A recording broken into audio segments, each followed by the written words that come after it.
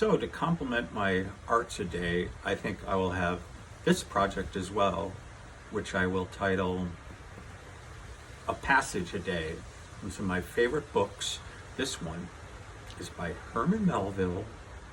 It's about a ship at sea, and it is not what you think. It's called Billy Budd, 1924. Billy Budd for Topman. Chapter 1. In the time before steamships were then more frequently than now, a stroller along the docks of any considerable seaport would occasionally have his attention arrested by a group of bronzed mariners, man-of-war's men, or merchant sailors in holiday attire ashore on liberty.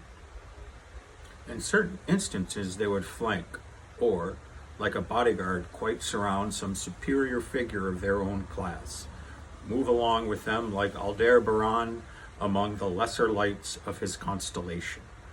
That single object was the handsome sailor, of the less prosaic time alike of the military and merchant navies, with no perceptible trace of the vainglorious about him, rather with the offhand unaffectedness of natural regality.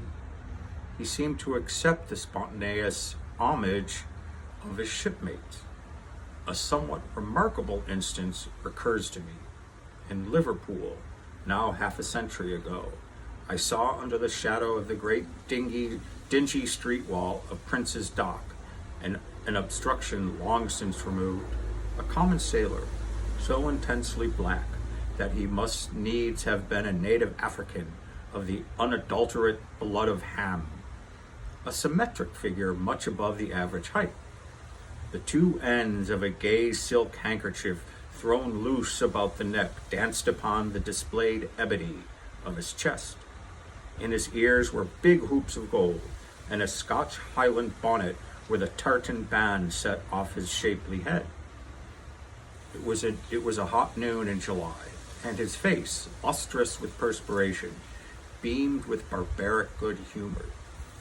In jovial sallies right and left, his white teeth flashing into the rollicking along, the center of a company of his shipmates. These were made up of such an assortment of tribes and complexions as would have well fitted them to be marched up by a Narcissus Clootz before the bar of the first French Assembly as representatives of the human race. At each spontaneous tribute rendered by the wayfarers to this black pagode of a fellow, the tribute of a pause and a stare, and less frequent an exclamation, a motley retinue showed that they took that sort of pride in the evoker of which the Assyrian priests doubtless showed for their grand sculptured bull when the faithful prostrated themselves. Billy Budd, Fort Topman, the handsome sailor.